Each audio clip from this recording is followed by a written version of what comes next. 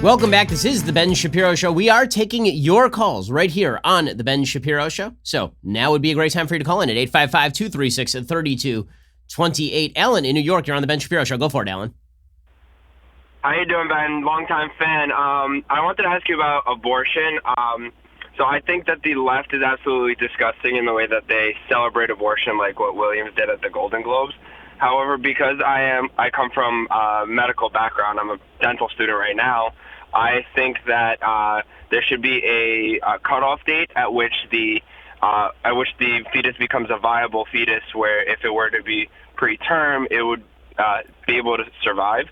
I think that's a good compromise between the left and the right.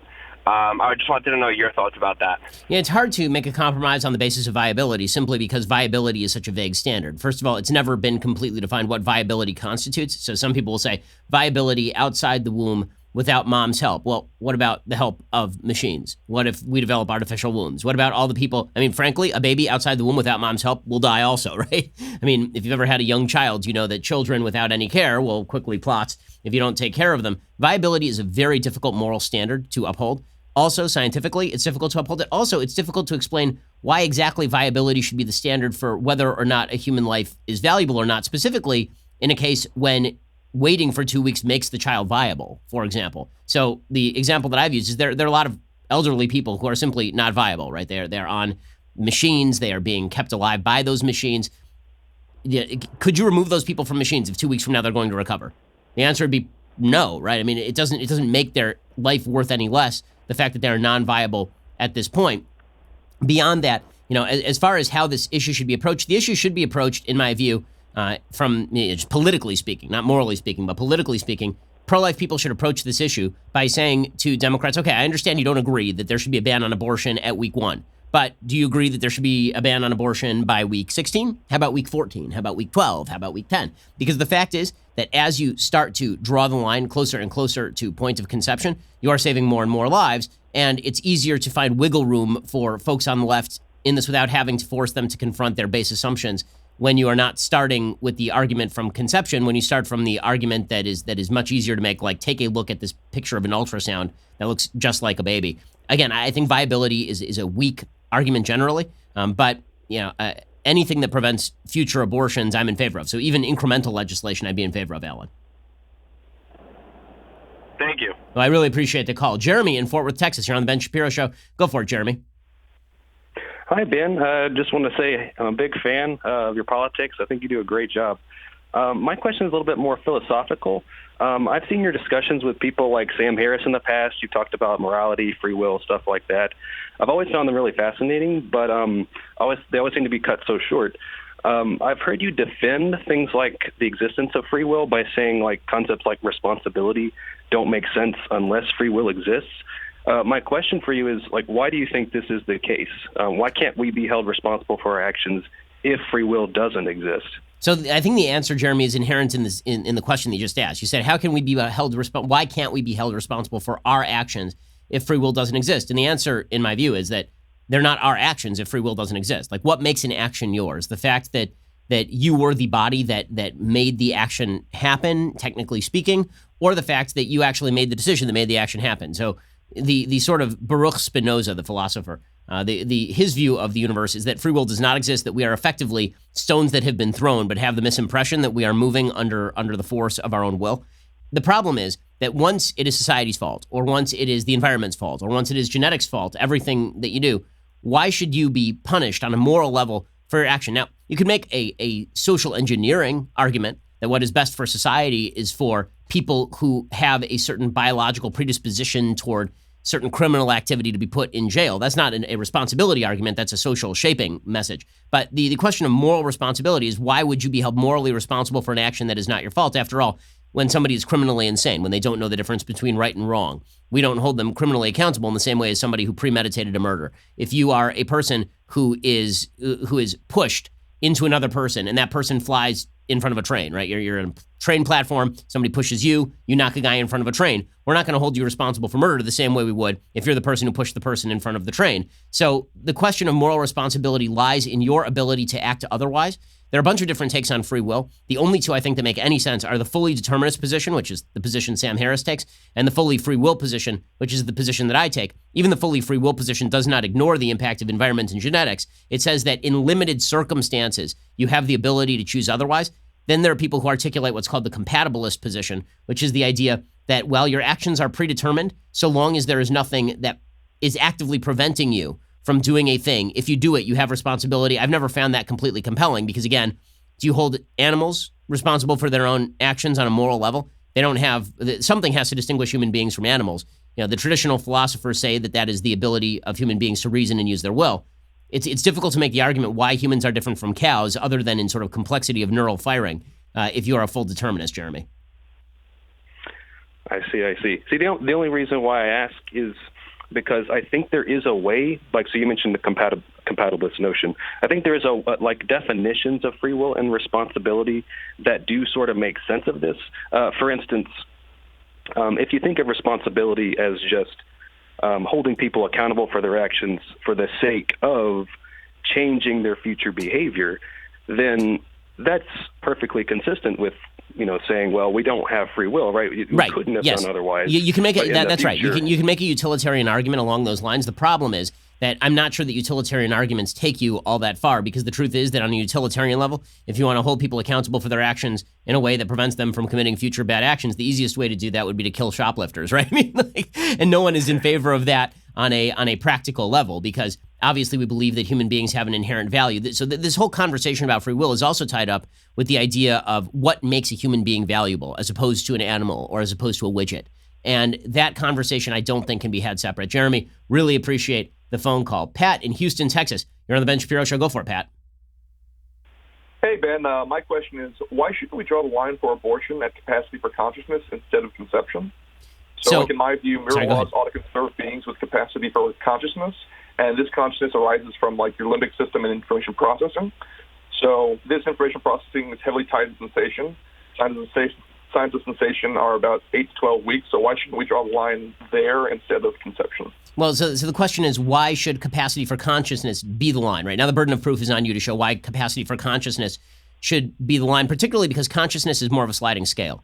I mean, the fact is that, unfortunately, consciousness is not binary. It's not like you're unconscious week 9 and now week 10 you are a fully conscious human being capable of recognizing your surroundings. That obviously is not true. Babies hold consciousness in a different way than older children do, which is why Peter Singer, the philosopher from Princeton, has suggested that infanticide should be okay up to year 3.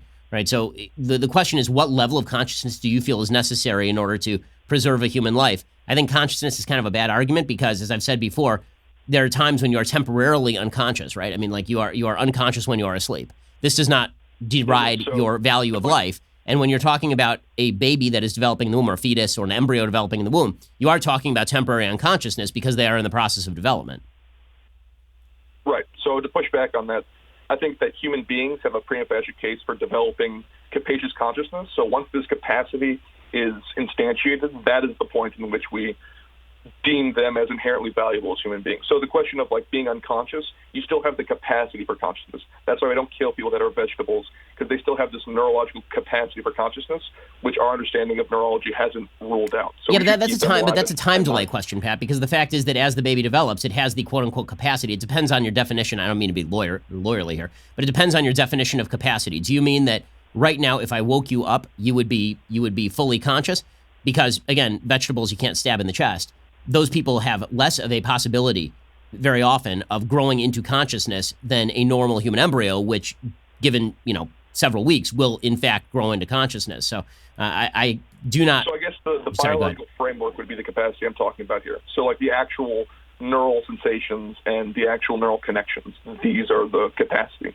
Right. The problem is, again, so, like, you do end up in sort of a eugenic moral box here, in the sense that there are a lot of people who are adults who have limited capacities for consciousness, and we presumably don't want to kill them. So if you're talking about a general human capacity for consciousness, that would extend to people where if you time delay for 3 weeks, they do, like, the actual capacity for consciousness, the argument I'm making, is the capacity for consciousness is instantiated not when the brain is developed to the point where you are conscious to a certain very, very baseline level at week 9 in the womb, it is instantiated at conception because, again, you will be a fully conscious creature given the inappropriate period of time as long as you're not killed. Pat, I really appreciate the call. We'll get to more of your calls in just 1 second at 855-236-3228. First, let's talk about something that you can do for your family, for yourself, that really is important and really is fantastic, and that is preserving your memories. Okay, so I know that out in your garage, you have a bunch of old films from Grandma, and you haven't watched them. She hasn't watched them. Nobody's seen them for 40 years, because who the hell has a machine capable of playing back film reels and projecting them on the wall these days?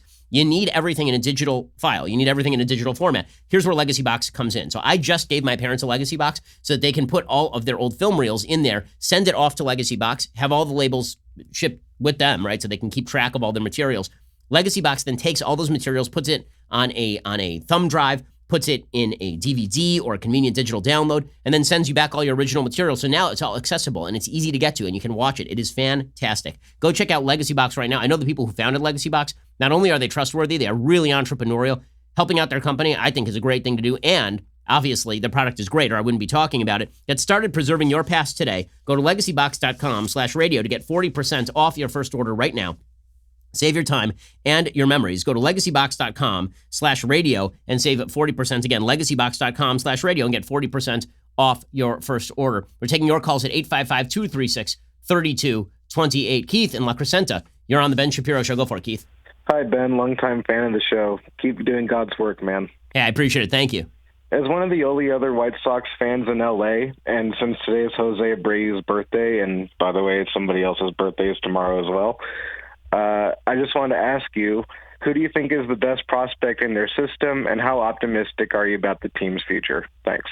So I'm very optimistic about the White Sox future. I know this is a very sectional question, and very few people care about the White Sox, but I do, so deal with it. Okay, so the White Sox future is great. They have a fantastic group of prospects that are coming up. Michael Kopech is coming back from Tommy John surgery. Got Luis Robert in center field. At some point, Nick Madrigal, who's their second baseman, will come up. They just signed a bunch of free agents, including Dallas Keuchel, as well as Gio Gonzalez. The Sox are going to be competitive this year. They'll compete for the AL wild card, if not for the Central Division title itself. And the next few years look really good. They have a very young, very talented team. Keith, thanks for the White Sox question. Always puts me in a good mood, at least when they don't stink. Zach in Indiana, you're on the Ben Shapiro Show. Go for it, Zach. Hi, Ben. I just want to say that I agree with you on most things that you say, but whenever I bring up your arguments on racism or white privilege to friends of opposing views, they say what you say is bullshit, and that you can't speak on the subject because you're not black and don't understand their daily struggles in society, and that you blatantly ignore obvious cases of racially motivated acts against black people, like with Khalif Browder or Trayvon Martin. So what would your response be to that? So you have to take each individual circumstance under the conditions in which it was committed. So I will admit that I don't know the first name that you refer to there, so I will have to look up that case. The Trayvon Martin case is a particular case where the Justice Department under Barack Obama found there was no racial motivation to that particular killing. I mean, the entire killing was dismissed by a jury because the case was that Trayvon Martin at the time of the shooting was sitting atop George Zimmerman and banging his head into the ground, according to witness testimony and forensic evidence. So that is not a great case of racism. If you want to talk about a great case of racism, then you would talk about the case of Walter Scott up in South Carolina, which I have talked about extensively, right? A case where a cop shot a black man in the back and then planted a gun on him. That guy went to jail for life. He should have gone to jail for life. When there are cases of actual racism, we're all on the same side here. My general statement is that there is no such thing as quote unquote institutional racism, that institutions are not racist, that if you are looking at individuals who are being racist, or if you can spot an institution that is acting in a racist fashion, we will all be on the same side. What I don't like is the generalized argument that America is institutionally racist or systemically racist when your only evidence of quote unquote institutional or systemic racism is that there is disproportionate impact of a law on a particular population without looking into the actual activities within population. So, for example, when people say the criminal justice system is racist because a disproportionate number of black people are in jail, that does not take into account differential crime rates among populations, right? If you can show me that a disproportionate number of black people as compared to crime rates are in jail, then we can talk about where the racism lies in the system. But if you are just saying that a disproportionate number of black people are in jail for homicide, when unfortunately a disproportionate number of homicides are committed by black people, that is not evidence of systemic racism inside the system. So in other words, we should all be looking at instances of racism to fight. But when people blame all inequality on inequity, when they blame all disproportion on some sort of vague racism that they can't define. They just sort of spit out a phrase like white privilege or institutional racism without explaining exactly what in the policy is racist or who are the racists who implemented the policy. I've said before, I think that's ghost hunting, and I think that that is not designed to actually come up with a solution. I think it's actually designed to forestall a solution that we can all agree on, because again, if you show me a racist incident, then I'm happy to not only label it racist, but say that the person should be punished to the full extent of the law, Zach. Yep. Thank you. Well, I really appreciate the call. Okay, we'll take more of your calls at 855-236-3228. Coming up, you're listening to The Ben Shapiro Show.